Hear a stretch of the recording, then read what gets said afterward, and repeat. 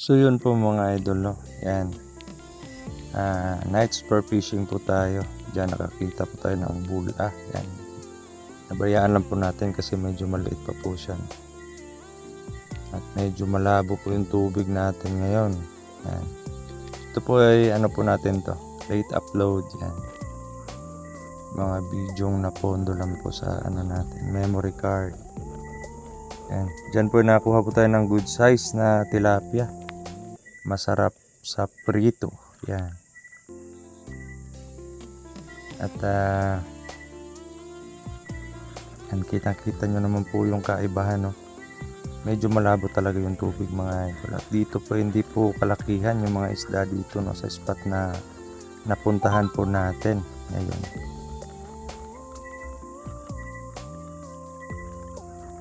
So yan, enjoy lang po kayo sa panonood ng ating ano po, no, night spur fishing. Yan. Yan, another dive po tayo mga idol.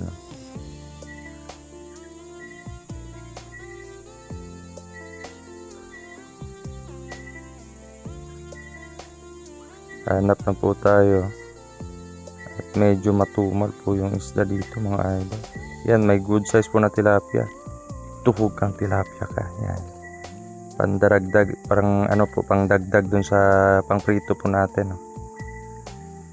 Minsan, ito po yung ginagawa kong libangan, lalo na pag walang ulam. Nakakatulong, malaking tulong na din po pambaon ng mga bata sa paaralan. Yan, pang ulam nila sa pananghalian ng mga idol. At may kasama po tayo dyan. Yan, another dive po tayo mga idol. Marami pong maliliit na isda dito mga idol. Yan, at may tilapia, good size pa rin. Headshot kang tilapia ka. Yan.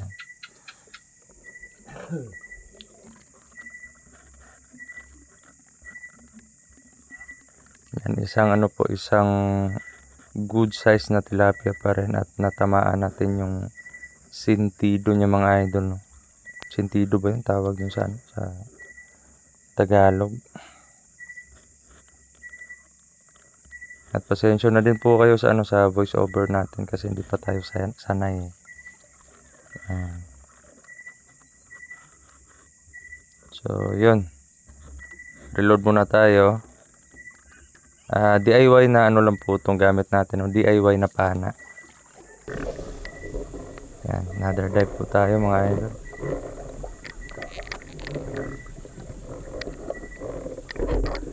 Dito naman may good size na tilapia din. Yan, tuhog kang tilapia ka. At umano pa talaga, bumaon pa talaga dun sa kawayan. May marami kasi mga kawayan dito mga idol na nahulog sa ilog, kaya dyan po nagtatago yung mga isda sa puno ng kawayan na nasa ilalim ng tubig. Yan. Yan, good size na tilapia.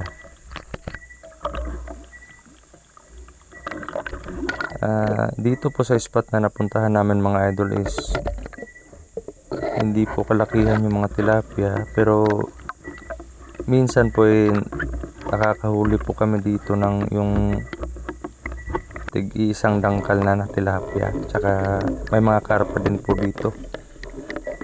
Bihira lang po magpapakita yung mga din dito mga idol ng mga karpa. At may dito sa ilalim, may tilapia, pero nagdadalawang isip po akong tirahin kasi baka bumaon sa kawayan yung sima ng pana natin. Baka hindi na mahugot. Nako, sayang po mga idol. Kaya pinabayaan ko na lang po yung isda. Medyo delikado lang po talaga pag sa ilog kasi yung current ng tubig yan. Medyo po, ididiin ka talaga sa ilalim. Yan, at hinabol po natin yung good size na tilapia. Yan, sapul kang tilapia ka. Pangdagdag na naman sa prito, pwedeng sabaw, bagong huli pa lang.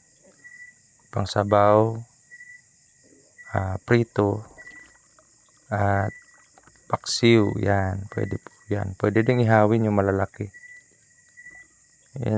Nakakaganda lang po dito, banda sa spot na to is hindi po masyadong malalim yung ilog. Minsan hanggang lang, kadalasan hanggang lieg. Minsan may may portion po siya na umaabot hanggang 7 feet. Pero hindi po hindi po siya kalaliman talaga, no. Diyan sa loob may mga din po diyan, mga isda minsan nagtatago. Kaya sinisili po natin yung mga butas ng janitor fish.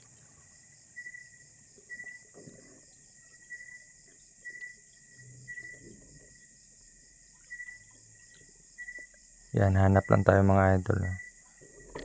Diyan may nakita po tayong tilapia nasa ilalim. Yan, tinira po natin. Ewan ko kung nakuha ba yun or nahuli ba yun mga idol. Ayan mga idol, natamaan po siya sa bandang buntot. Yan, another dive po tayo mga idol, no.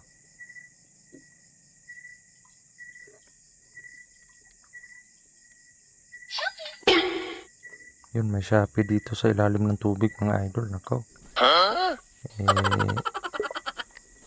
Biglang tumunog yan. May good size na tilapia mga idol.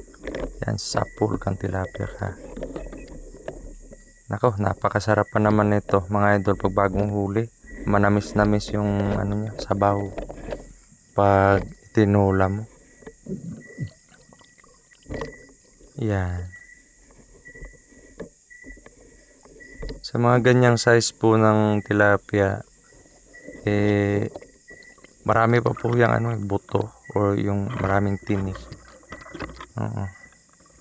Kaya lalo na pag yung malikot, nako, pag natinik ka talaga mga idol, siguradong maaaray ka talaga sa sakit, sa hapde yan.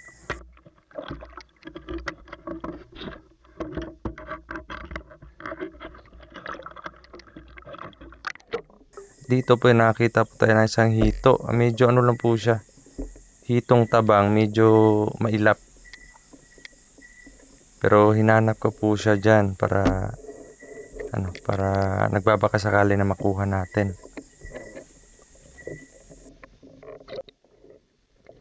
Yan, sa next dive natin lumabas po siya yan. Tuhog kang hito ka. Yan. Hitong tabang or kung tawagin sa amin is Taiwan or saguksok. Yan. Etong klaseng hito po ay lumalaki lang po ng ng hanggang kalahating kilo. Hitong tabang or Taiwan. Native to sa amin mga idol. At pag tayo po natinik, nakaw, sobrang sakit pa naman magkatinik ng na yan.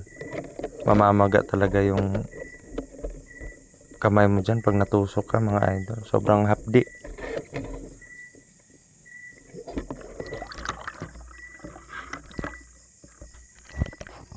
So, enjoy lang po kayo sa panonood mga idol, no?